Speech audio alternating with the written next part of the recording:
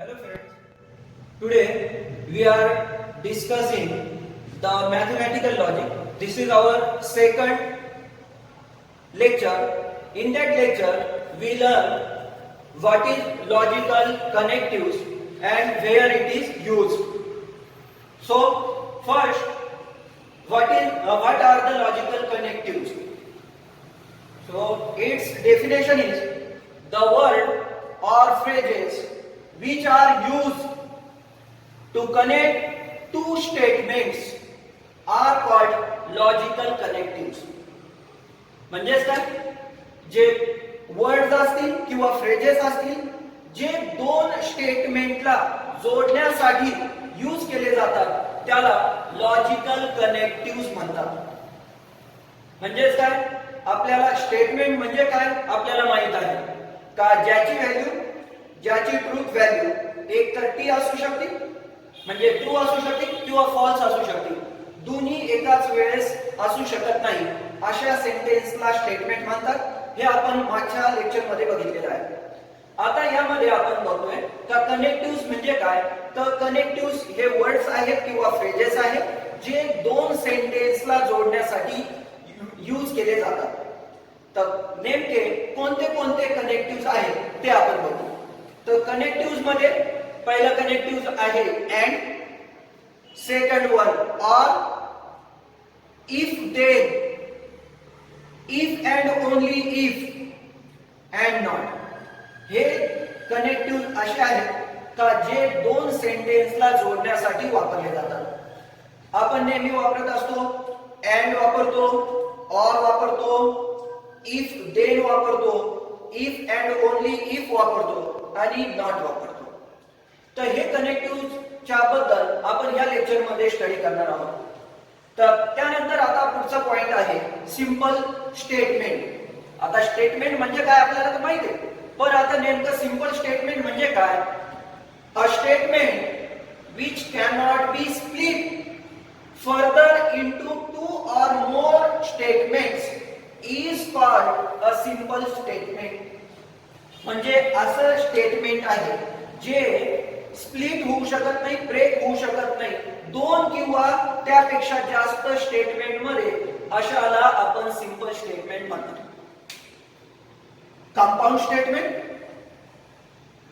If a statement is combination of two or more simple sentences, two or more simple statements, then it is called as compound statement. आता compound statement आणि simple statement मध्ये फरक काय आहे. Compound statement असं statement आहे जे combination आहे. कोणाचं कॉम्बिनेशन आहे, टू किंवा टू ऑर मोर, दोन किंवा त्यापेक्षा जास्त सिंपल सेंटेन्स. सिंपल सेंटेन्स जे स्प्लिट होऊ शकत नाही अशा सेंटेन्सला जोडून जे एक स्टेटमेंट बनतं त्या स्टेटमेंटला कंपाउंड स्टेटमेंट असे म्हणतात. आता हे क्लिअर होण्यासाठी आपण एक एक्झाम्पल बघू, त्यावरून आपलं एकदम क्लिअर होऊन जाईल. तर मी एक पहिलं एक्झाम्पल लिहिलं, 3 is a prime and 4 is an even number. तर सगळ्यात अगोदर तर आपण इथं बघू हे अँड यूज केलेलं आहे. अँड हे कनेक्टिव्ह आहे. आपल्याला दोन सेपरेट सेंटेन्स लिहिण्याऐवजी आपण दोघांना कंबाईन करून लिहितो. 3 is prime number and 4 is even number, असे दोन सेंटेन्स आहेत. त्या दोघांना कंबाईन करून आपण काय लिहिलं, 3 is a prime and 4 is even number. आता यामध्ये बघा, आपण ह्या सेंटेन्सला दोन पार्ट मध्ये लिहू शकतो का. हो, लिहू शकतो. कसं, 3 इज अ प्राइम नंबर आपण एक सेंटेन्स लिहू शकतो आणि दुसरा सेंटेन्स काय लिहू शकतो, 4 इज अन इव्हन नंबर. तर याला आपण दोन पार्ट मध्ये स्प्लिट करू शकतो. त्यामुळं हा जे स्टेटमेंट आहे ते कंपाउंड स्टेटमेंट आहे. का, कारण आपण याला स्प्लिट करू शकतो, म्हणजे हे दोन सेंटेन्सचं मिळून बनलेलं आहे. It is the combination of two simple statements, therefore it is a compound statement. आता दुसरे एक्झाम्पल बघू. 3 and 5 आर ट्विन प्राइम्स. आता ट्विन हे वर्ड इथं आलेलं आहे आणि ट्विन काय इंडिकेट करतं का दोन्ही पण कंपल्सरी पाहिजे. तर याला आपण सेपरेट शकत नाही, असं लिहू शकत नाही 3 ट्विन प्राइम्स असं आपण त्याला सेपरेट करू शकत नाही.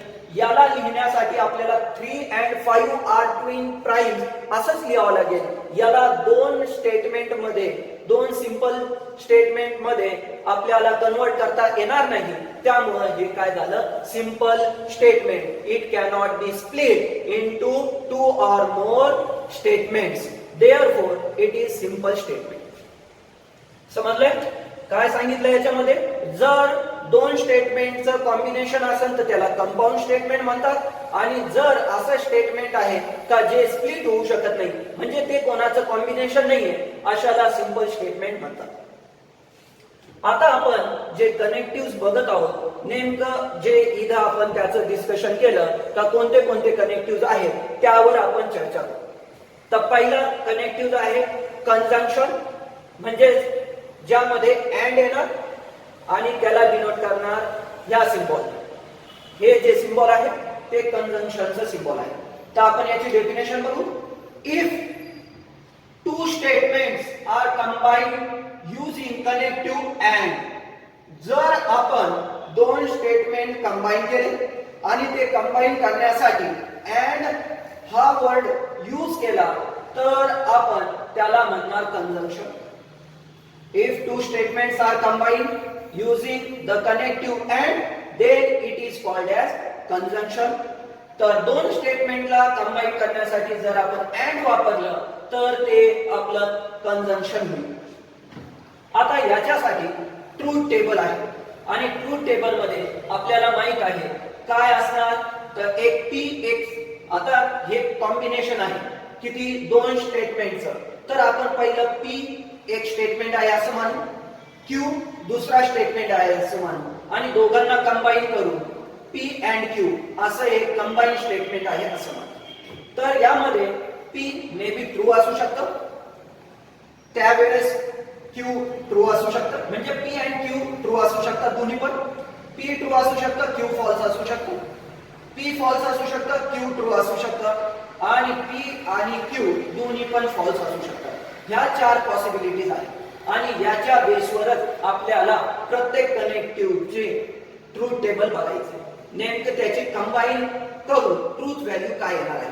तर यामध्ये जर P आणि Q हे दोन्ही ट्रू असतील तरच दोघांचं कॉम्बिनेशन जे P and Q आहे ते ट्रू असणार. अदरवाईज सगळीकडे बघा ते फॉल्स असतात. दोघांपैकी एक जरी F असेल, याच्यामध्ये QF आहे म्हणजे फॉल्स आहे, यामध्ये P फॉल्स, यामध्ये दोन्ही फॉल्स, तर ह्या तिन्ही केस मध्ये आपल्याला आन्सर काय भेटतंय, फॉल्स, F भेटतंय. म्हणजेच काय लक्षात ठेवायचं काय का अँड मध्ये T ला T असतं, अदरवाईज F. अँड मध्ये T ला आपल्याला T भेटणार, हे आपल्याला लक्षात ठेवायचं. अँड मध्ये T ला T, अदरवाईज F. आता आपण दुसरं बघू. दुसरं connective disjunction, which is denoted by letter that symbol like V. This symbol is used. Its definition is, if two statements are connected by using the logical connective OR, then it is called as disjunction. म्हणजेच काय, जर दोन स्टेटमेंटला जोडण्यासाठी or हे word use केलं तर त्याला म्हणणार डिसजंक्शन. आता त्यासाठी बी सेम ट्रूथ टेबल आहे, जसं इकडे घेतलं होतं आपण सेम तेच घेणार. याची पण चार पॉसिबिलिटीज आहेत. P ट्रू असू शकतं, फॉल्स असू शकतात, दोन्ही ट्रू, एक false, false true, false false. तर या केस मध्ये नेमकं याच्यामध्ये चेंज काय होणार. अँड मध्ये आपल्याला माहित आहे अँड मध्ये दोन्ही जर असतील तरच आपण त्याला ट्रू म्हणणार. आता दोन्ही काय, दोन्ही ट्रू असतील तर आपण त्याला ट्रू म्हणणार, अदरवाईज फॉल्स म्हणणार. आता यामध्ये ऑर मध्ये काय आहे, दोघांपैकी एक जरी ट्रू असेल, दोघांपैकी एक जरी ट्रू असेल तर याची व्हॅल्यू ट्रू येणार, अदरवाईज फॉल्स. म्हणजेच काय, यामध्ये इधर टी आहे तर आन्सर टी भेटलं, कारण दोन्ही पण ट्रू आहे. इथं टी आहे, F आहे, म्हणजे एक जरी आपल्याला ट्रू भेटतोय, टी भेटते, म्हणजे ऍटलीस्ट वन जरी आपल्याला टी भेटलं तरी एफ पण इधर टी आहे त्यामुळे आन्सर टी. आणि या केस मध्ये एफ एफ म्हणजे दोन्ही पण फॉल्स आहेत त्यामुळं हे झालं काय फॉल्स. तर यामध्ये आपल्याला लक्षात कसं ठेवायचंय का ऑर मध्ये एफ एफ ला ऑर मध्ये एफ एफ ला एफ आहे अदरवाइज ट्रू. अदरवाइज ट्रू म्हणजेच काय यामध्ये ऍटलिस्ट एक जरी टी असेल तरी आपण त्याला टी म्हणणार आणि अदरवाइज म्हणजे दोन्ही जर फॉल्स असतील तर आपण याला एफ. ठीक आहे. आता त्यानंतर तिसरं आहे कंडिशनल किंवा इम्प्लिकेशन. याला डिनोट करणार एरोने. आता यामध्ये बघा if two statements are combined by using the logical connective if then. यामध्ये काय आहे जर आपण connective logical connective if then हे यूज केलं if dot dot then it is called as conditional, then it is called as conditional or implication. आता यामध्ये truth table same असणार त्यामध्ये p च्या व्हॅल्यूज आहेत q च्या व्हॅल्यूज आहेत पण यामध्ये सगळीकडे आता यामध्ये बघा t t ला t दिसतंय t f ला f दिसतंय f t ला t f f ला t म्हणजे काय एकच टर्म आपल्याला यामध्ये डिफरन्स दिसती ती म्हणजे काय आहे टी एफ ला एफ. तर इथं काय दिसतंय अदरवाइज ट्रू. तर या ठिकाणी आपण याला काय म्हणणार it is true when T and F is there that time it is false otherwise true. म्हणजे काय जर टी एफ असेल टी इम्प्लाइज एफ असेल तरच आपल्याला याची ट्रूथ व्हॅल्यू एफ भेटाल अदरवाइज टी भेटणार. हे झालं आपलं कंडिशनल. आता आपण लास्ट बघणार biconditional. Biconditional or double implication which is denoted by a double arrow. This symbol is used for indicating by conditional. तर यामध्ये बघा if two statements are combined using the logical connectivity, using the logical connective if and OT, then it is called as biconditional. जर आपण दोन statement जोडण्यासाठी if and only if हे word use केलंय तर त्या केस मध्ये आपण काय म्हणणार का हे बायकंडिशनल आहे. यासाठी मी ट्रूथ टेबल सेम असणार ज्यामध्ये p आणि q च्या व्हॅल्यूज खाली दिलेल्या प्रमाणे आहे. आता यामध्ये बघा का टी टी ला टी दिसतंय टी एफ ला एफ एफ टी ला एफ आणि एफ एफ ला टी. या केस मध्ये आपल्याला लक्षात ठेवायचं का ज्या वेळेस दोन्ही टी असणार त्यावेळेस हे टी आहे आणि ज्या वेळेस दोन्ही एफ असणार त्यावेळेस याची व्हॅल्यू टी आहे अदरवाइज एफ आहे.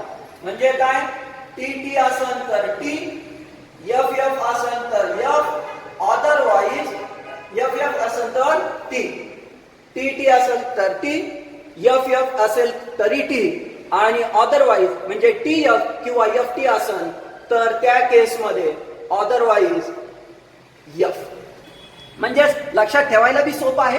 बाय बाय म्हणजे दोन तर दोन्ही ट्रू आले किंवा दोन्ही फॉल्स आले तर याची व्हॅल्यू टी आहे अदरवाइज फॉल्स.